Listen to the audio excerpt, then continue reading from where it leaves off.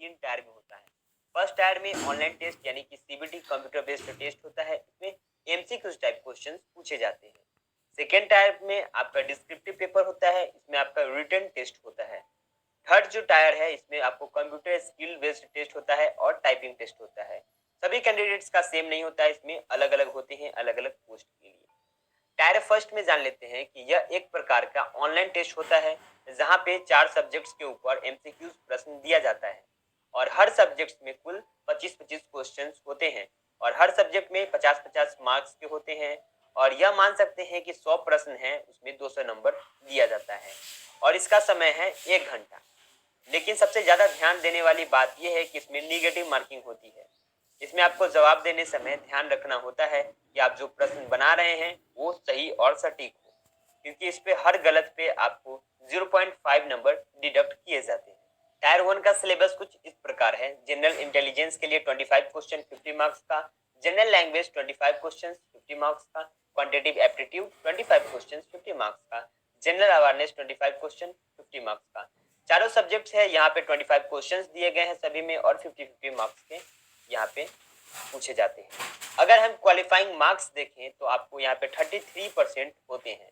अगर cut off की बात करूं तो ये डिपेंड करेंगे नंबर ऑफ वैकेंसी पे, यानी कि कितने वैकेंसी किस साल में आए हैं। अब जानते हैं टायर 2 के बारे में। टायर 2 वही कैंडिडेट्स दे पाएंगे जिन्होंने टायर 1 को क्लियर किया होगा। टायर 2 में लिखित परीक्षा है और इसमें 100 नंबर के होते हैं। टायर 2 एक कॉपी पेन एग्जाम होता है जिनमें उम्मीदवार को 200 से 250 तक इससे लेटर एप्लीकेशन लिखने होते हैं और इन्हें समय 1 घंटे का दिया जाता है।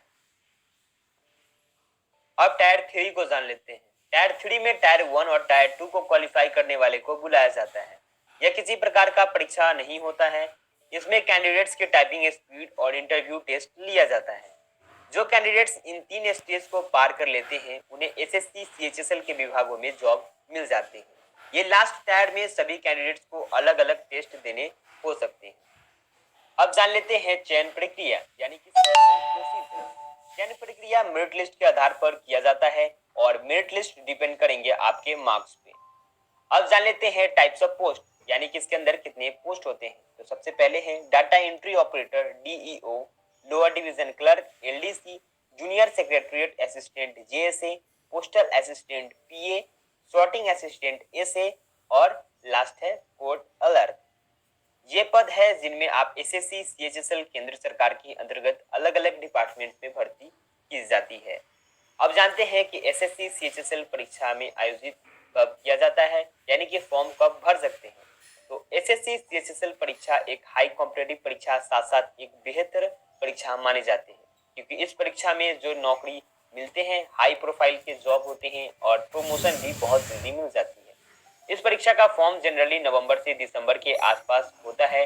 अधिक जानकारी के लिए एसएससी के ऑफिशियल वेबसाइट पे विजिट करें ssc.nic.in पे, यहाँ पे सभी जानकारी आपको मिल जाएगी। इसके बाद जान लेते हैं एग्जाम फीस के बारे में।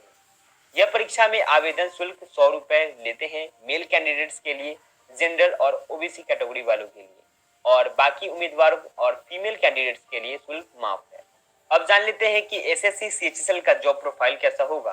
तो जैसे कि पहले हमने बताया कि एसएससी सीएचएसएल में एलडीसी, जेएसए और postal assistant, sorting assistant, data entry operator के पोस्ट में जॉब मिलते हैं। आपकी पोस्ट आपके रैंक पे भी डिपेंड करता है और साथ में आपकी प्रेफरेंस पे।